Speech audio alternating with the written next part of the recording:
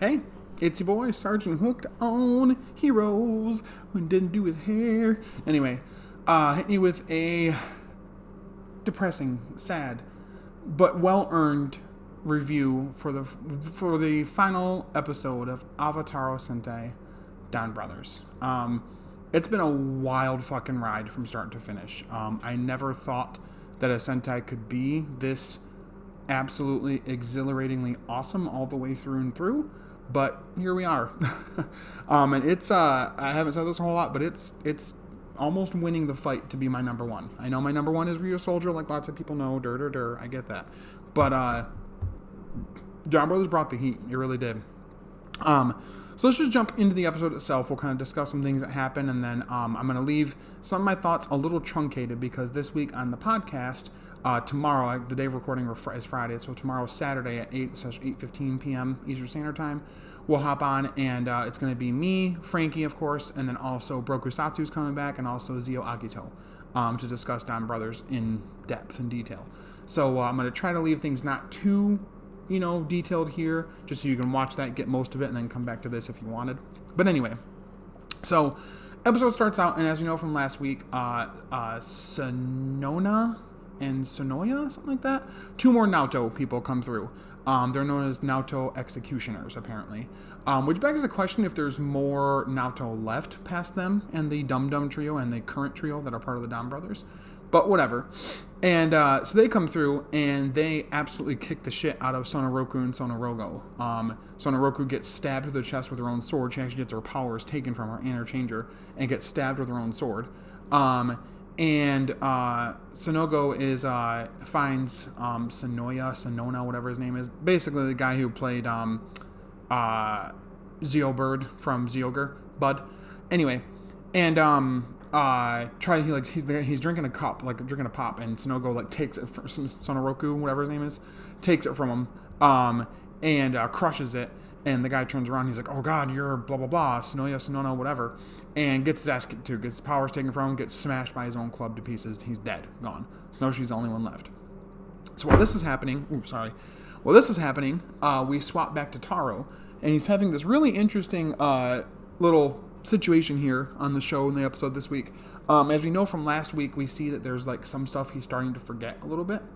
And it would seem, we don't get a full explanation for it, but it would seem that for some reason, because he has kind of fulfilled his goal and his destiny of bringing this team together, they've all grown and, have really matured on their own journeys and are great as a team, but also in their own personal lives, that he's not really needed as much. So his memories are starting to fade of all of that, and it's time for him to leave pretty soon. Just like the future Haruka's manga foretold, right? So he goes to see Haruka, and he asks her, "Do you think it was a mistake joining the Donbrothers?" She goes, "Absolutely not." And he's like, "Really?" She goes, "Yeah, it's the best part of my life." She goes, "Sure, I enjoy making manga, and now I'm finding some success, but honestly, it was a really great part of my life, and it still is. I love this team. We dealt with a lot of stuff. We had a lot of chaos going on, but we really got to know each other. We came together as a team, and I'm really happy I was a part of it." So that makes Taro pretty happy, you can tell, which is interesting because he's always, from episode 1, struggled with emotion and how to be truly happy and what that means to be truly happy, being of the Dawn clan and not really being fully human. But we know from episode 1, comparatively to where he is now, he's a completely different Taro. He understands emotion now. He understands his team, their strengths, their weaknesses, and how to help push them to help them grow. We also get a scene with Sorrow Brother, which basically just boils down to, I still like doing haiku, but I like being part of the team and, somewhat leading and blah, blah, blah. The best parts of it, though, to me, who he goes to see is when he goes to see Tsubasa and Tsuyoshi, right? So he goes to see Tsubasa, who actually in this episode, Natsumi officially breaks up with him. She's completely done. She's like, "Can't be on the run, whatever. It's not what I wanted." She breaks up with him. And she says something to him about him being handsome or something. He goes, "I bet you say that to all the girls, to all the guys." That's because that's something that he would, that they're back and forth thing. "Oh, I bet you say that to all the girls. I bet you say that to all the guys." And he's clearly grief strucken because, my man's going through it. He pushed himself through a whole year with this crazy ass, destructive, chaotic ass team. Never really known who they are until right near the smack end of the right at the tail end, the ass end of the series. And had a lot of shit happen to him. A lot of mishaps and bullshit happen. And then for her to just be like, deuces. But then you kind of get it from her end where it's like she doesn't want to always be on the run forever. That wasn't really what her intended idea was, and that she's had a taste of this dream with Kiji brother in terms of having a normal life. And so she leaves him, and Taro finds him soon after and asks him, do you, I was that Natsumi? And he goes, yep. He said, who's that woman? It's Natsumi. He goes, are you guys okay? He's like, no, we just broke up. He's like, well, do you think it was a mistake being a Don brother? And he says, honestly, Taro, no, I don't. He's like, it feels weird saying that, but even though I just lost the love of my life right there, and I spent the better part of a year trying to find her and save her and all of that, I still feel good about being a hero. I like that I was given the opportunity to be a hero, and I want to keep fighting, not just for what's right, but for those who have love and want to keep it, and for those who have not found their love and want to find it. So I thought that was really cool, and I thought that was really interesting that he went the other route in terms of being, instead of being like normal angsty Tsubasa, he was like more like, it's fine. It sucks right now, but it'll get better. So I kind of like that. We also see Kiji brother, and Kiji brother says something very similar to Taro. Taro, he says, actually, I really did enjoy being a Don brother. He's like, it really taught me a lot about myself and who I am. I'm starting to figure out more of who I am as a person on my own, rather than just somebody attached to Miho, especially with her being a Juto and me never knowing until the very end here.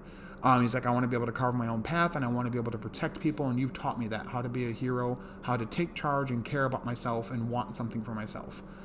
We even see him try to quit his job, and he ends up not being able to because him and the boss are really good friends or whatever. So again, it's a nice little like ending point episode where we see these little ends to these different arcs, right? So, and I can't remember, there's a lot with Jiro, but he's already kind of talked with Jiro a lot in the last episode, with the training and stuff, and him, Sonoi, and Taro, Sonoi, and Jiro fighting the Sonoroku trio, whatever they're called. And so Snoshi is eventually on his own, kind of, tracking people down or whatever, and just shooting the darts at him and stuff. He gets found by the executioners, and he gets killed too. And so they want to fight the Donbrothers. They want to just end this all. They're all about fighting, whatever, battling.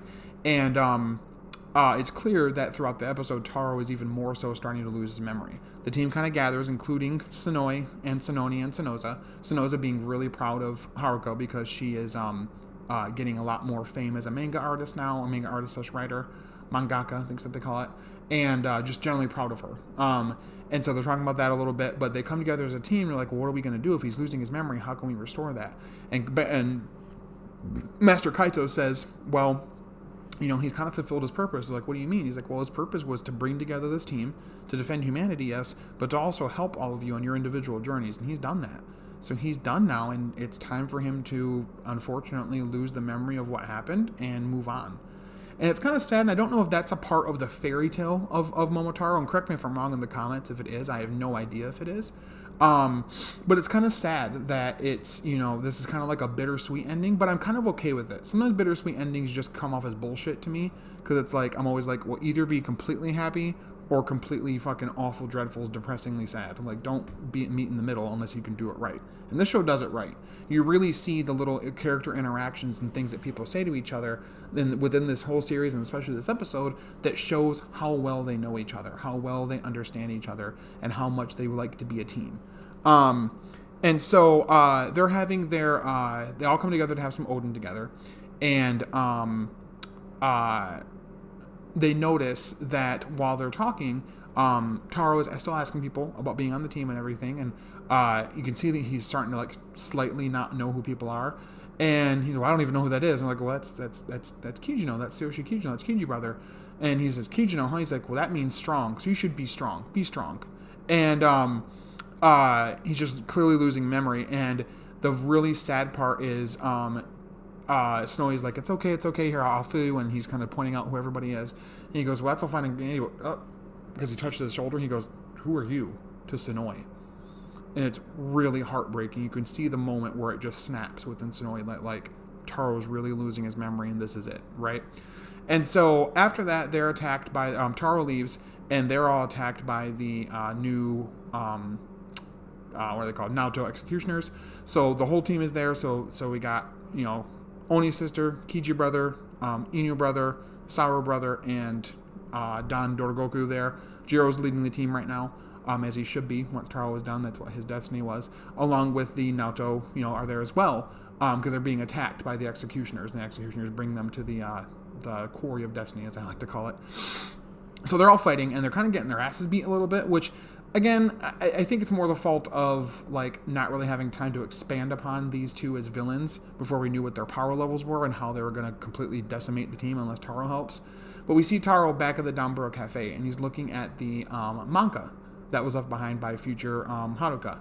And actually, it might be the current Haruka, too. But anyway, he's looking at it, and he sees a picture of himself during the roll call. So he gets there, he's transformed, and he's like, companions, introduce yourselves, or, like, identify yourselves. And they're like, what?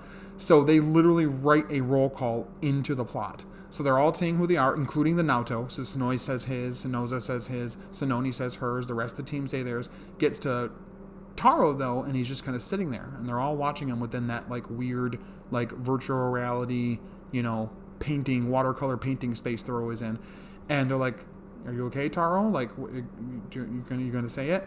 And he has a flash of memory to the manga, which reveals, the whatever peach born from Japan or whatever it is, and done Momotaro, and they do the full thing. They do their full roll call. They have the mecha behind them. It's badass. It even actually, like, sends out a shockwave that hits the two Naoto executioner people.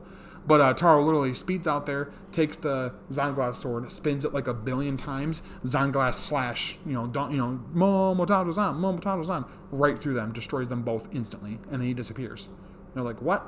So we jump ahead a little bit. And at this point, most everybody's moved on. Tsubasa and Sononi are kind of on the run together now. If I'm not, I'm sorry.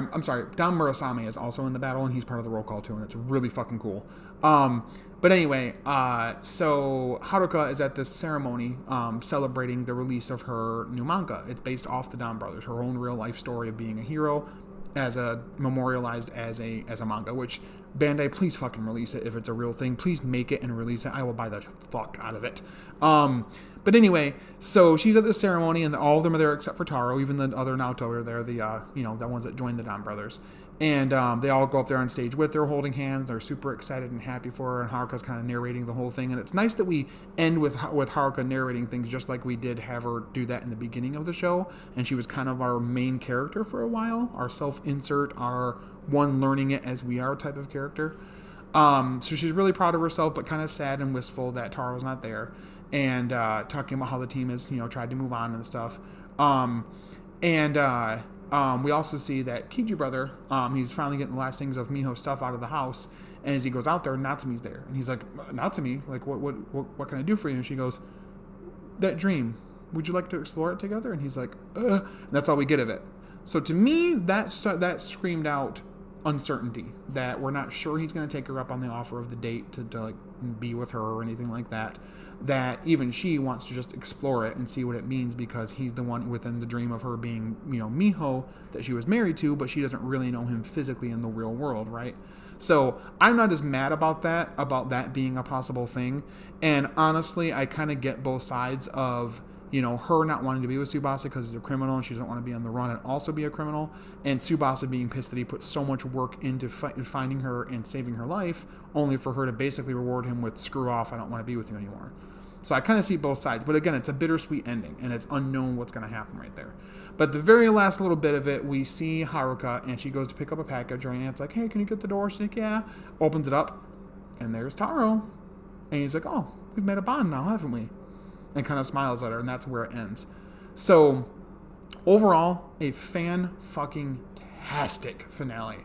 I have probably not seen a finale in Sentai, or really in Rider or Power Rangers or in shows I watch in general, in a long-ass time that's been as great as this one was. This was a fantastic finale, and I was really impressed with it through and through. I do wish that overall we got some more time with Murasame and with Jiro within the episode. And I do get that Murasame was never supposed to be like a full-on character. As far as production stuff goes, I guess it was just kind of thrust upon Inoue. It was only supposed to be like, hey, add this ranger in, and they didn't really care how he did it. So he kept it as the sword with the spirit that comes out of it and transforms and fights. So I think with that being said, and it being just an object who learns sort of how to be more human-like, it fits within the grander scope of the story, which is learning how to be human, learning more about yourself, challenging yourself, pushing yourself to do things you would never do before, to maybe say things you would never say before, and to know more about yourself than you've ever known before. I think that's a big part of this show, is the whole mental side of it and knowing who you really are on the inside. Taro, from episode 1, like I said, evolving to where he is in episode 50, is a completely different character, almost from like a different show, it feels like. Much more compassionate, much more understanding of people's emotions, still wanting to like push his team to be strong, but noticing that now he doesn't have to because they are strong. They do work well together, and they don't need the extra, aggressive push and, him beating their asses and stuff like that. Remember that? Remember that when that was a thing, when he would just constantly beat the fuck out of them after every time they beat a Totsuki? So, anyway, they did a really good job with this one. It's a fantastic finale, and I'm really impressed with it overall. Yeah, it's absolutely a banger 10 out of 10 episode for me, and probably a banger probably a 9.75 out of 10, only like series-wise, only because I wish that there was a bit more for Donbrothers to do and just a bit more with Jiro. I don't personally think Jiro was mishandled. I do think with the pacing that they maybe could have done that a little bit differently to have his journey be a little more impactful, but I do like the idea of him, what his role was supposed to be and how he broke away from that to be his own person and how he combined with his other self, and that came together as one being. I do think it's a missed opportunity. They didn't have a combined dragon tiger form, but I do like that he's combined together with the other part of himself, basically. But overall, a fantastic story with amazing characters, and like Hawk said in his stream the other day, it's the story is the characters. Sure, we don't have the normal villains that are like a normal villain faction that's the same all the way through. That's like these hardened villains that are always being evil and dickheads. Starts out as the Naoto trio, but then they eventually join the Donbrothers, and then other Naoto have to fill the void basically, and they don't hit as hard because we already got the badass ones on the team. So the rest of them are just cannon fodder, honestly. The Dum Dum trio basically become Team Rocket because they're just not a threat. The only ones that are really are the Executioner ones, which are cool, but I do wish that they were introduced a bit sooner so they could be a threat for longer, and I think that would have made it a little bit better. But it is, at this point, for me, a 9.75 out of 10, and at least is sharing the number one spot for Sentai for me. It might possibly push Rio Soldier down. I haven't fully decided that yet, but it's at least sharing that number one spot because it is fan-goddamn-tastic. Awesome finale, awesome fights. I love the roll call situation. The story with it was good. And I like that we finally got a bittersweet ending that worked well and didn't feel like a punishment. It felt like it made sense for what they were doing in the story. And I really liked that. I appreciated that. So, there you have it on the episode. But how did you guys feel about Donbrothers overall and the finale? Let me know in the comments below. Like I said, on the podcast, we're going to be talking about that with Brokusatsu and Zio Agito, discussing the whole show, how we feel about it, what have you. So definitely tune in for that. Stream links as soon as that's available. Or watch it as a VOD afterwards, or as archived video afterwards, or a podcast. Listen to it as a podcast. Content this week, going to be talking about Geats, episode 24. And next week, we start up the King Oger reviews, because King Oger episode 1 should be available Sunday, Monday, Tuesday, somewhere around there for people to watch subbed. So yeah, going to jump right into that as well. Possibly some Shokuto reviews coming up. I'm thinking about grabbing the Laser Raise Riser and Boost Mark II set pretty soon at some point. I haven't really decided that. But yeah, so until next time, stay hooked on them heroes. I'll talk to you later. Don't put up the don't put it gone. It's fine. I'm alright. I'm not okay. Alright, bye.